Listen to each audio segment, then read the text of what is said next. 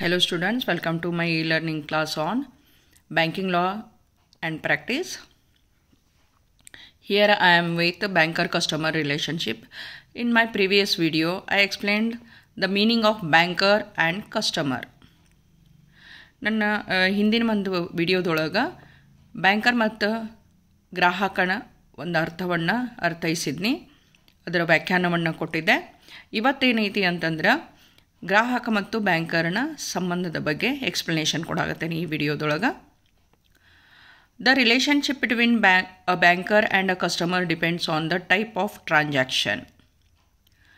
ಗ್ರಾಹಕ ಮತ್ತು ಬ್ಯಾಂಕರ್ ನಡುವಿನ ಒಂದು ಸಂಬಂಧ ಏನೈತಿ ಅಂತಂದ್ರೆ ಯಾವ ರೀತಿಯಾದ ವ್ಯವಹಾರ ಆಗೈತಿ ಅದರ ಮೇಲೆ dependent ಐತಲ್ಲೇ.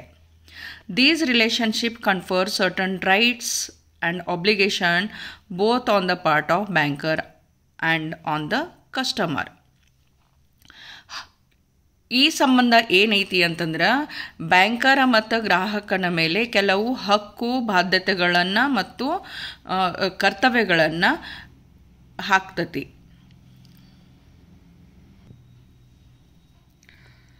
The relationship between a banker and customer is a contract under which each party has special rights and duties and obligation.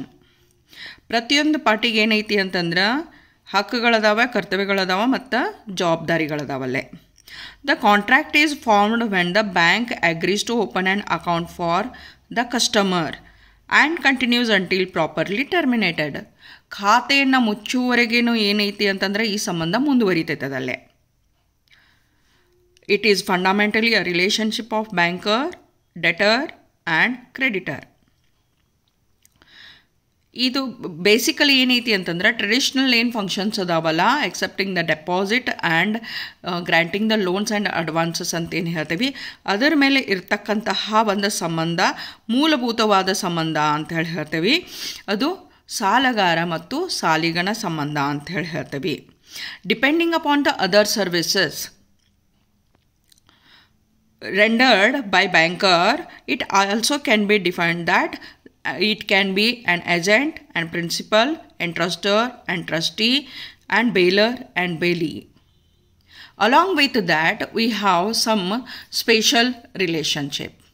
Okay. ಅದರೊಳಗೆ ನಾವು ಫಸ್ಟಿಗೆ ಏನು ಮಾಡಾಕತ್ತೀವಿ ಅಂತಂದ್ರೆ ಬೇಸಿಕ್ ಫಂಕ್ಷನ್, ಟ್ರೆಡಿಷ್ನಲ್ ಫಂಕ್ಷನ್ ಮೇಲೆ ಡಿಪೆಂಡ್ ಅಂತಿದ್ದಂತಹ ಜನರಲ್ ರಿಲೇಷನ್ಶಿಪ್, ಸಾಮಾನ್ಯ ಸಂಬಂಧದ ಬಗ್ಗೆ ನಾವು ಇವತ್ತು ಡಿಸ್ಕಷನ್ ಮಾಡಾಕತ್ತೀವಿ. When a person opens an account, ಯಾವಾಗ ಒಬ್ಬ ವ್ಯಕ್ತಿ ಬ್ಯಾಂಕ್ನೊಂದಿಗೆ ಖಾತೆಯನ್ನು ತೆರೆಯುತ್ತಾನ, ಆ ಹೊತ್ನ್ಯಾಗ with banker and banker accept the account thereof, ಅಂದ್ರೆ ಬ್ಯಾಂಕರ್ ಆ ಖಾತೆಯನ್ನು ಸ್ವೀಕರಿಸ್ತಾನ. Involves implied contractual relationship, that is of legal relationship. ಆ ಹೊತ್ನಾಗ ಏನೈತಿ ಅಂತಂದ್ರೆ ಗ್ರಾಹಕ ಮತ್ತು ಬ್ಯಾಂಕರ್ ನಡು ಕರಾರುಬದ್ಧ ಸಂಬಂಧ ನಿರ್ಮಾಣ ಆಕತಿ, ಕಾನೂನುಬದ್ಧ ಸಂಬಂಧ ನಿರ್ಮಾಣ ಆಗ್ತದಲ್ಲೇ. These general relationship are classified as primary and secondary relationship. ಅದನ್ನು ಪ್ರಾಥಮಿಕ ಸಂಬಂಧ ಮತ್ತು ಅನುಷಂಗಿಕ ಸಂಬಂಧ ಅಂತ ಹೇಳಿ ಕ್ಲಾಸಿಫಿಕೇಶನ್ ಮಾಡಾಕತ್ತೇವೆ ನಾವಲ್ಲೇ. ಮೊದಲಿಗೆ ಏನೈತಿ ಅಂತಂದ್ರೆ ಪ್ರೈಮರಿ ರಿಲೇಷನ್ಶಿಪ್ ನೋಡೋಣಂತ. As relationship as debtor and creditor, ಸಾಲಗಾರ ಮತ್ತು ಸಾಲಿಗನ ಸಂಬಂಧವನ್ನು ಮೊದಲಿಗೆ ನಾವು ನೋಡೋಣಂತಲೇ. ದಟ್ ಈಸ್ ಪ್ರೈಮರಿ ರಿಲೇಷನ್ಶಿಪ್ ಅಂತ ಹೇಳಿ ಹೇಳ್ತೀವಿ. Relationship as debtor and creditor, ಬ್ಯಾಂಕರನ್ನ ಮತ್ತು ಗ್ರಾಹಕನ ನಡುವೆ ಇರ್ತಕ್ಕಂತಹ ಸಾಲಗಾರ ಮತ್ತು ಸಾಲಿಗನ ಸಂಬಂಧ ಅಂತ ಹೇಳಿ ಹೇಳ್ತೇವೆ ನಾವು ಅಲ್ಲಿ. Sir John Paget explains that the relationship of banker and customer is primarily that of a debtor and creditor, the respective positions being determined by the existing state of customer. John Paget ಅವ್ರ ಪ್ರಕಾರ banker ಮತ್ತು ಗ್ರಾಹಕರ ಸಂಬಂಧ ಮೂಲಭೂತವಾಗಿ ಸಾಲಗಾರ ಮತ್ತು ಸಾಲಿಗನ ಸಂಬಂಧವಾಗಿದೆ ಅಂತ ಹೇಳ್ತಾರೆ. ಅವ್ರ ಒಂದು ಪೊಸಿಷನ್ ಏನೈತಿ ಅಥವಾ ಪಾತ್ರ ಏನೈತಿ ಅಂತಂದ್ರೆ ಅವರು ಗ್ರಾಹಕ ಹೊಂದಿದಂತಹ ಒಂದು ಖಾತೆಯನ್ನು ಅವಲಂಬಿಸೈತಿ ಅಂತ ಹೇಳಿ ಹೇಳ್ತಾರೆ ಅವರಲ್ಲಿ. Okay, so sometimes banker becomes debtor when he accepts the deposits and customer becomes creditor. ಯಾವಾಗ ಗ್ರಾಹಕ ಖಾತೆಯನ್ನು ತೆಗಿತಾನಲ್ಲ ಆ ಹೊತ್ನ್ಯಾಗ ಬ್ಯಾಂಕರ್ ಸಾಲಗಾರ ಆಗ್ತಾನ, ಗ್ರಾಹಕ ಸಾಲಿಗನಾಗ್ತಾನಲ್ಲೇ. ಯಾವಾಗ ಬ್ಯಾಂಕರ್ ಸಾಲ ಮತ್ತು ಮುಂಗಡಗಳನ್ನು ಕೊಡ್ತಾನಲ್ಲ ಆ ಹೊತ್ನ್ಯಾಗ ಬ್ಯಾಂಕರ್ ಸಾಲಿಗನಾಗ್ತಾನ, ಗ್ರಾಹಕ ಸಾಲಗಾರನಾಗ್ತಾನಲ್ಲೇ. Okay, so when banker becomes the debtor by accepting the deposits from customer, he is called as a dignified debtor. Okay, ಅಂದರೆ ಏನು ಹೇಳ್ತೇವೆ ನಾವಿಲ್ಲೇ, ಬ್ಯಾಂಕರ್ ಮತ್ತು ಕಸ್ಟಮರ್ ನಡುವೆ ಇರ್ತಕ್ಕಂತಹ ಸಾಲಗಾರ ಮತ್ತು ಸಾಲಿಗನ ಸಂಬಂಧ ಏನೈತಲ್ಲ, ಬ್ಯಾಂಕರ ಸಾಲಗಾರನಾಗಿ ಗ್ರಾಹಕನು ಸಾಲಿಗನಾಗಿ ಏನು ಸಂಬಂಧ ಐತಲ್ಲ ಅದಕ್ಕೆ ಸ್ಪೆಷಲ್ ಕ್ಯಾರೆಕ್ಟರಿಸ್ಟಿಕ್ಸ್ ಅದಾವ, ವಿಶೇಷ ಲಕ್ಷಣಗಳದಾವ. ಅದರೊಳಗೆ ಫಸ್ಟ್ ಒನ್ ಏನೈತಿ, banker is a dignified debtor ಅಂತ ಹೇಳಿ ಹೇಳ್ತೇವೆ. We have some reasons for that which I am going to explain in this video ನಾವು. ಎರಡನೇದೇನೈತಿ, customer is only a general creditor of the banker. ಗ್ರಾಹಕ ಸಾಮಾನ್ಯ ಸಾಲಿಗನಾಗಿದ್ದಾನ. ಮೂರನೇ ಕ್ಯಾರೆಕ್ಟರಿಸ್ಟಿಕ್ಸ್ ಏನೈತಿ ಅಂತಂದ್ರೆ, demand is compulsory for repayment. ಹಣದ ಮರುಪಾವತಿಗೆ ಬೇಡಿಕೆ ಅವಶ್ಯಕತೆ ಐತಿ ಗ್ರಾಹಕನಿಂದ. ನಾಲ್ಕನೇದು, demand should be made at proper place.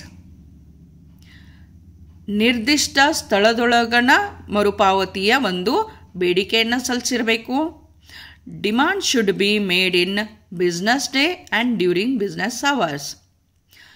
ಅಂದ್ರೆ ಬ್ಯಾಂಕಿನ ವ್ಯವಹಾರ ದಿನದೊಳಗ ಮತ್ತು ವ್ಯವಹಾರದ ಅವಧಿ ಒಳಗನ ಬೇಡಿಕೆಯನ್ನು ಸಲ್ಲಿಸಿರಬೇಕು ಅಂತ ಹೇಳ್ತಾರೆ.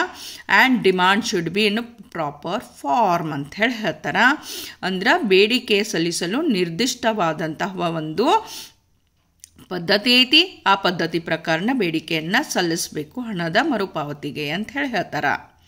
ಓಕೆ, ಸೊ ನಾವ್ the first point, that is banker as a deter and customer as creditor. ಈ ಇದ್ರೊಳಗೆ ಸಂಬಂಧದೊಳಗೆ ಫಸ್ಟ್ ಸ್ಪೆಷಲ್ ಕ್ಯಾರೆಕ್ಟರಿಸ್ಟಿಕ್ಸ್ ಏನದಾವಲ್ಲ, ವಿಶೇಷ ಒಂದು ಲಕ್ಷಣಗಳೇನದಾವಲ್ಲ ಅದರೊಳಗಿದ್ದು ಮೊದಲೇದ್ದು ಲಕ್ಷಣವನ್ನು ಈಗ ಎಕ್ಸ್ಪ್ಲನೇಷನ್ ನೋಡೋಣ ಅಂತ. Banker is a dignified debtor ಅಂತ ಹೇಳಿ ಹೇಳ್ತೀವಿ.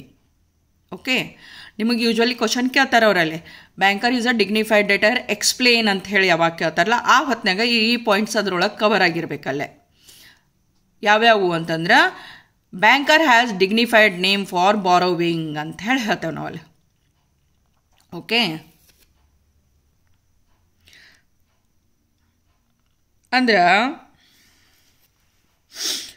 ಬ್ಯಾಂಕರನಿಗೆ ಒಂದು ಹಣ ಎರವಲು ಪಡೆಯಲು ಗೌರವಾನ್ವಿತ ಹೆಸರೈತಿ ಅಂತ ಹೇಳಿ ಹೇಳ್ತೇವೆ ನಾವಲ್ಲೇ.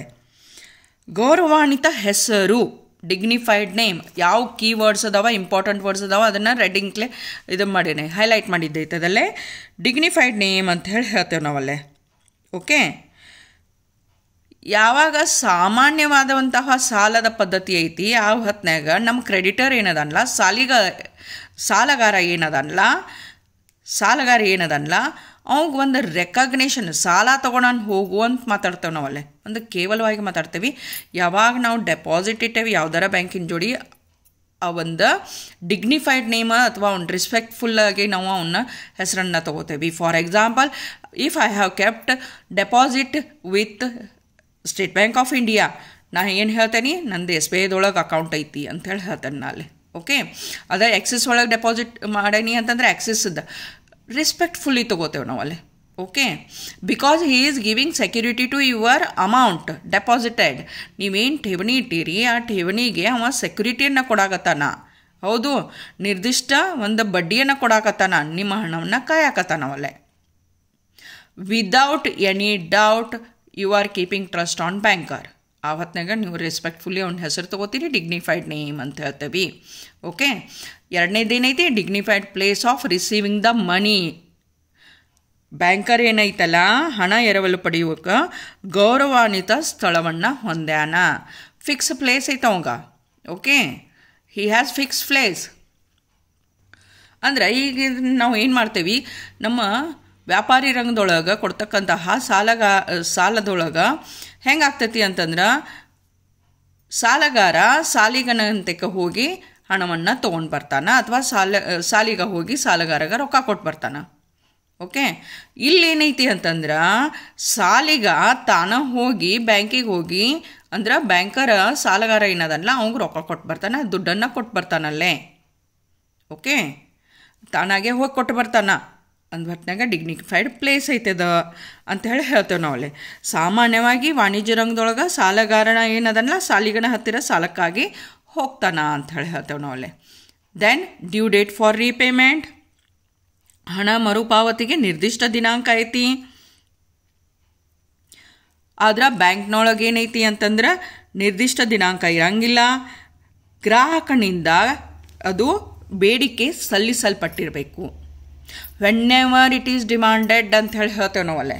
ಬ್ಯಾಂಕಿಂಗ್ ಮೀನಿಂಗ್ ಹೇಳ್ತಿರ್ಬೇಕಾದ್ರೆ banker accepts the deposits and he has agreed to repay it whenever it is demanded ಅಂತ ಹೇಳಿ ಹೇಳ್ತೇವೆ.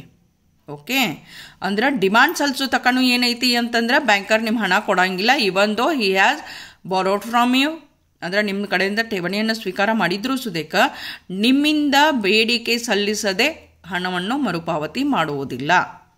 ಅದಕ್ಕೆ due date for the payment ಅಂತ ಹೇಳಿ ಹೇಳ್ತೇವೆ. And time for payment, next ಏನೇ ಹೇಳಾಕತ್ತೇವೆ ನಾವಲ್ಲೇ ಟೈಮ್ ಫಾರ್ ಪೇಮೆಂಟ್ ಅಂತ ಹೇಳಿ ಹೇಳ್ತೇವೆ. ಹಣ ಪಾವತಿಗೆ ಸಮಯ ಐತಿ. That means that is creditor, that is customer should ask his money during the business hours and during working day. ಕೆಲಸದ ಕಾಲಾವಧಿ ಒಳಗ ಕೆಲಸದ ದಿನಗಳಲ್ಲಿ ಹಣದ ಪಾವತಿಯನ್ನು ಕೇಳಬೇಕು ಅಂತ ಹೇಳಿ ಹೇಳ್ತೇವೆ. There next security for borrowing, ಹಣ ಎರವಲು ಪಡೆಯಲು ಜಾಮೀನು. ಈಗ ನಾವು ಬ್ಯಾಂಕ್ನಾಗಿಂದ ಸಾಲವನ್ನು ತೊಗೊಂಡೇವಿ, ಮುಂಗಡ ತೊಗೊಂಡೇವಿ ಅಂತಂದ್ರೆ ನಾವೇನು ಮಾಡಬೇಕಾಗತ್ತಿ, ಸೆಕ್ಯೂರಿಟಿ ಇಡಬೇಕಾಗ್ತತಿ. ನಾವು ಹಣವನ್ನು ಬ್ಯಾಂಕ್ನಾಗ ಇಟ್ವಿ ಅಂತಂದ್ರೆ ಸೆಕ್ಯೂರಿಟಿ ಏನೈತಿ, only his name is enough for us. ಬ್ಯಾಂಕಿನ ಒಂದು ಹೆಸರು ಏನೈತಲ್ಲ ಅದಷ್ಟು ಸಾಕಾಗ್ತದೆ ನಮಗಲ್ಲೇ, ಅದಷ್ಟು ನಮಗೆ ಸೆಕ್ಯೂರಿಟಿಯನ್ನು ಕೊಡಾಕತ್ತತಿ. ಸೊ ಸೆಕ್ಯೂರಿಟಿ ಫಾರ್ ಬಾರೋವಿಂಗ್ ಅಂತ ಹೇಳಿ ಹೇಳ್ತೇವೆ. ಆಮೇಲೆ ನೆಕ್ಸ್ಟ್ದು ಏನೈತಲ್ಲ ಪಾಯಿಂಟ್ ಏನೈತಿ, ಪ್ಲೇಸ್ ಆಫ್ ರೀಪೇಮೆಂಟ್ ಅಂತ ಹೇಳಿ ಹೇಳ್ತೇವೆ. ಹಣ ವಾಪಸಾತಿಯ ಸ್ಥಳ, ಯಾವ ಬ್ಯಾಂಕ್ನಾಗ ರೊಕ್ಕ ಇಟ್ಟಿರಿ ಆ ಬ್ಯಾಂಕ್ನಾಗ ಹೋಗಿನ ನೀವು ಹಣ ಮರುಪಾವತಿ ಮಾಡಬೇಕು. ಅದ್ರ ಬ್ರ್ಯಾಂಚ್ ಎಲ್ಲರ ಐತಿ ಅಂತ ಹೇಳಿ ಹೋಗಿ ನಾವು ಹಣವನ್ನು ತೊಗೊಂಬರ್ತೇವೆ ಅಂಥೇಳಿ ಹೇಳಂಗಿಲ್ಲ. Okay, only travellers cheque and any other orders can be repaid in another branch with the permission of the customer and banker. ಅಂದರೆ ಎಲ್ಲಿ ಖಾತೆ ಐತಲ್ಲ ಅಲ್ಲಿಂದ ಪರ್ಮಿಷನ್ ಬೇಕಾಗ್ತದಲ್ಲೇ. ಡಿಮಾಂಡ್ ಫಾರ್ ರೀಪೇಮೆಂಟ್, ಹಣ ವಾಪಸಾತಿಯ ಬೇಡಿಕೆ ಇರಬೇಕು ಅಂಥೇಳಿ ಹೇಳ್ತಾರ. ಓಕೆ, ಇವೇನದಾವ ಅಂತಂದ್ರೆ these are the points where banker is called as a dignified debtor. Banker ಗೌರವಾನ್ವಿತ ಸಾಲಗಾರನ ಅದಾನ ಅಂಥೇಳಿ ಹೇಳಾಕ ಇರ್ತಕ್ಕಂತಹ ಒಂದು ಪಾಯಿಂಟ್ಸ್ ಅದಾವಂತ ಹೇಳ್ತೇವೆ. ಈ ಒಂದು ಕಾರಣಗಳಿಗೆ ಬ್ಯಾಂಕರ್ ಗೌರವಾನ್ವಿತ ಸಾಲಗಾರ ಅಂತ ಹೇಳಿ ಹೇಳ್ತೇವೆ. Hope you like my video.